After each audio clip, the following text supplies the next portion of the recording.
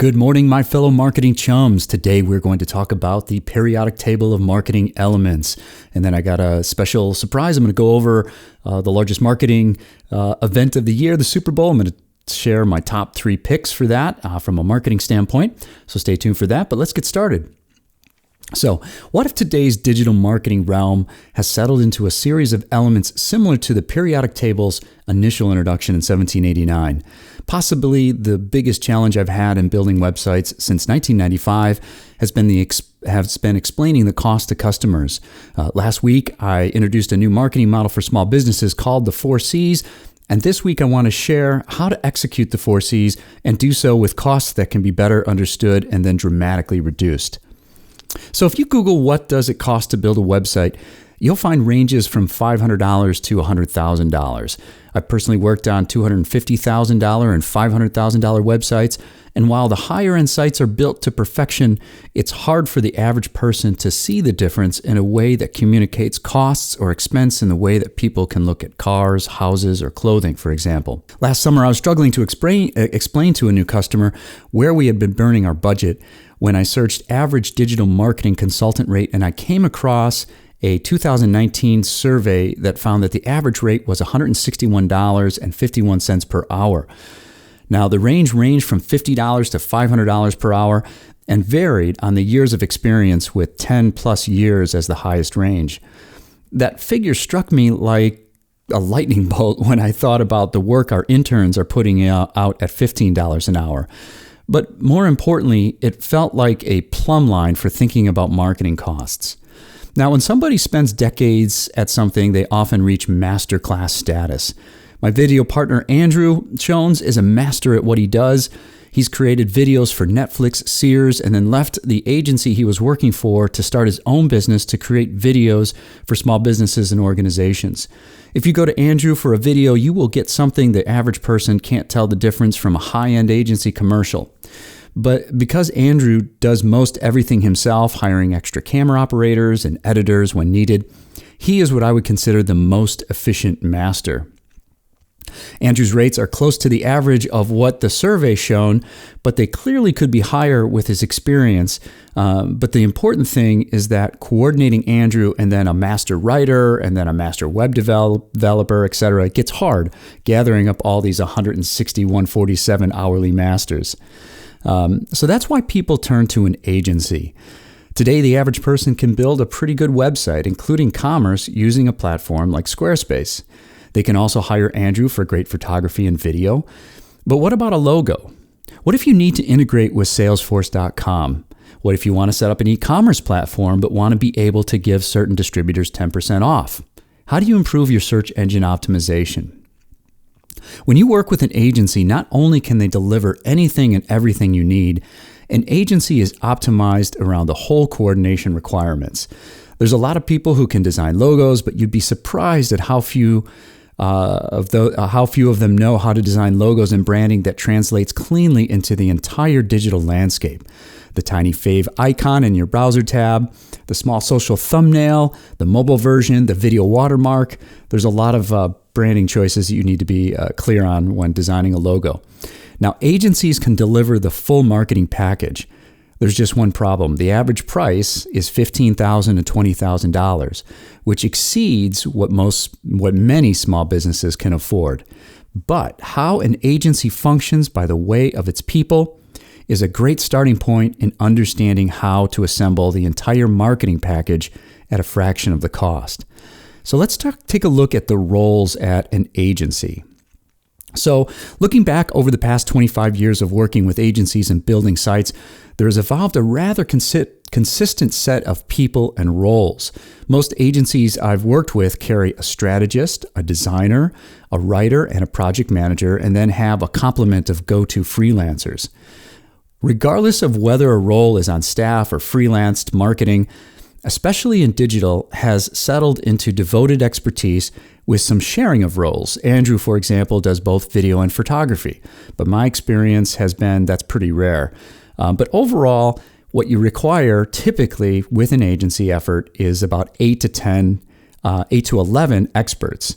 And so I've kind of listed the different experts here: the strategist, developer, graphic designer, search engine optimization and search engine marketing manager, a writer, a videographer, a photographer, a project manager, email campaign manager, social media manager, and content manager. Now, these are the most common that I found in most agency efforts, and I've kind of listed the price going from highest to lowest, meaning the top person at an agency who's going to kind of set up the strategy is going to be the most expensive hourly.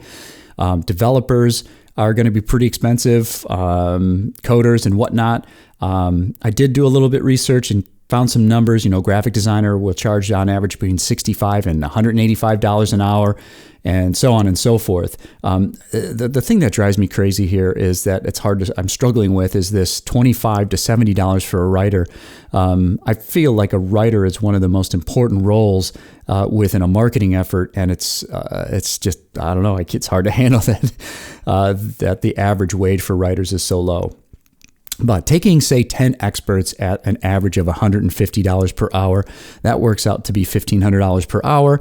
10 hours a week yields a $15,000 site. Now, a lot of sites aren't done in 10 hours, but you get the idea about how expensive this can get if you're kind of hitting those averages. So 10 hours is less than 2 days of work, and $15,000 is typically the low end for a full press agency project. But agencies get around this by saving money with yearly salaries, staffing with junior designers, and having, say, a project manager also cover the role of content management and or email campaigns. So I think it's fair to say that marketing is about the people and the roles they build their expertise in. When you look at what these specialists do over the course of a project, the periodic table of marketing elements begins to appear. So what's the first thing? We're going to go over those elements right now. So what's the first thing every marketing project starts with? Well, that's a meeting, and that's why I'm showing that as the number one element and the first one. Now, this has been true since the dawn of digital marketing time. People want to meet, tell you their stories, and then see if you're qualified in producing their story and building their audience. In fact, when marketing is at its most inefficient, it's when there are tons of meetings and back and forth and emails and calls, all meetings in one form or another. But meetings are first, the last, and everything in between activity, which everyone on the team are often a part of, and why I'm calling it the first marketing element in the periodic table of marketing elements. Now, to that end, when you take a specialist with regards to meetings, I've seen some amazing young project managers whip through progress and issues like conducting a group of people in record time. So a good project manager really makes a difference with meetings. So the second thing that happens typically in most marketing efforts is some type of a plan. So what do the initial meetings germinate? They germinate a plan that is typically in the form of an estimate, and then some way of tracking the milestones, change orders, and who's responsible for what. As we see planning as the second marketing element, the Asana project management software is what we describe as an atom of the marketing element of planning. So there's a couple of different ways that we go about that plan, but the Asana is an example of one of the what I would call an atom within the element of planning. And so that's our second element, a plan. So the third writing, as I talked about earlier, is the writing. The web began as a text only, and then things like images were added and layout came later. Google, one of the largest companies in the world, makes its money from advertising against the keyword. The written word is still the foundation, and things like a content outline are some of the atoms of a marketing element that we're calling writing. So writing is the third element important to a marketing strategy. So the fourth one is branding. That's your organization's logo, colors, fonts. These all form the pillars of the brand. Things like mood boards or color theory form the basis by which all content must be kind of cradled in. So branding is the fourth element I'm identifying in the marketing elements. The fifth one is email. So email is in close proximity if you look at, so here we went to meetings, planning, writing, and branding. And now I'm going down with, from writing, I'm going down to email. And I'm describing it in this way because email is in close proximity to writing as social media and search engine optimization is, because the email subject line has to do its magic in 9 words or less, typically. If someone doesn't even open your email, it's failed. So once somebody does open your email, then it still has a lot of work to do. But email is truly a rare beast in that direct one-to-one personalization option that we have in reaching out and building an audience, and which is why I'm identifying it as the 5th element. The 6th element, social media, has been getting a bad rap as of late, so it's easy to forget how transformative it was back in 2006 when Twitter debuted when Twitter came out as a way to reach individuals and groups with only 140 character tweets. For those of you who can remember that was kind of a crazy new thing, right? With concerns on mental health for teens and children, along with the deplatforming of people with millions of followers, social media is on shaky ground, but it still reigns as one of the most critical elements in small business marketing. Here's actually the first draft, or the first Twitter description by Jack Dorsey here, back in circa 2006.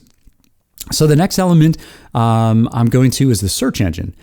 Did you know that the first search engine was called Archie for FTP sites back in 1990? Archie was followed by Veronica, which indexed Gopher. Jughead was Gopher as well. And then by 1994, we saw companies like InfoSeek, Yahoo, Webcrawler, and Lycos. 1995 brought us Excite and Alta Vista. Ask Jeeves was in 1996, but it was Google's launch in 1998 that made it one of the top 5 companies in the world with a marketing capitalization in 2020 at $919.3 billion. Google's algorithms have advanced to a point where you can be found for a keyword that doesn't even exist in your site. Search engine optimization, or SEO, and search engine marketing, or SEM, are a few of the atoms within the search engine marketing element with a powerful free search engine marketing element with powerful free tools small businesses can leverage in building their audiences. So the 8th element I'm coming up with here is audio. So why is audio important? Well, first, sound is the most efficient of all of our senses. We can perceive about 25 visual events per second, but we can also perceive 200 audio events in the same amount of time. There are plenty of vertebrates without the ability to see, taste, or smell, but none are naturally born without the ability to detect sound vibrations of some form or another. Simply stated, sound is primal. Now, I've uncovered the most authentic and natural content when using just a microphone and no camera. Podcasts are in a strong upswing and are far easier to capture and produce. So conversations create great content. I did a little talk at the Chicago American Marketing Association and a marketing slam where my whole talk was on audio and how important it is to marketing. And you can listen to that. I think it was several years ago, and when I listen to it, it's still the best way that I can describe why audio is important. Images. So the next element is images, obviously. Just a quick factoid. The word, the extension GIF, GIF, is pronounced GIF. Like the peanut butter, Steve Wilhite invented it, and I bring that up because there's a lot of opinions on which way to say it, and I finally tracked that down. But inline images were one of the first expansions to the HTML language. So images are as old as the web universe itself, and the banner hero image across many websites or the clickbait images at the end of media stories demonstrate the importance of the visual. The amazing thing is how quickly the cost to produce captivating visuals is dropping rapidly. A master of visual studies framing, lighting techniques, depth of field, and color theory. A master of visuals studies framing, lighting techniques, depth of field, color theory. It's hard to overstate how important somebody is in creating the images for your marketing. Video. What can I say about video that you don't already know? How about that it too is rapidly plummeting in cost to capture and produce arresting video? One of my favorite video projects was taking a client up with his 360 camera and showing him how to swing that camera around and capture amazing video, that camera being $399 only. And that camera would actually stabilize everything so he didn't have to worry about where he pointed it and how he moved it. And then we had an intern edit that video. Then my customer organized a Zoom call between myself and his customer. And only 10 minutes, I caught some of the best testimonials I've ever heard from a customer. And then our intern edited both the testimonial and the video together. So this is that video right here. Yeah, my name is Charlie Thompson. I'm project manager for so we did this Zoom call, Illinois Lifetime and here project. he is talking. He's talking about the experience with my client. Project. They've been turn it down a little bit. Responsive. They're respectful. They are very good at. So we filmed all this stuff, or the customer actually taught the customer how to film this, and then so he went over to the project, and I went over there with him and showed him how to just move the camera around like this. So we captured all this different video. Then we turned it over to an intern, and the intern cut all that video together. So the customer filmed it, intern cut it together, and then I did this interview with this gentleman here, and then the intern also then integrated that Zoom video into this. And it's a nice little short 60-second demonstration that was really super efficient and really powerful in helping people understand why this particular customer is important. So moving on to the next element is graphic design. Now, there is a tremendous amount to be said for a designer who can lay out the flow of content, of a content experience. A master graphic designer is into color theory, typography, and user interface design. The great thing is that, like photography and video, there are free, powerful software tools, Figma being one of them, that require no software install and can be edited and shared in the cloud. When software comes along and replaces old, expensive standards like Photoshop and Illustrator, the potential for aspiring graphic designers is off the charts, in my opinion. All right, so the next one is a website. So I started coding websites in 1995 when everything was custom and expensive for any serious functionality like editing content easily. Then in 2017, I came upon Squarespace in an emergency for a friend who needed a site up in a month. I'd worked with Squarespace prior, helping a family member with their site, and I hated it. Now when I checked out Squarespace again for this local, now when I checked out Squarespace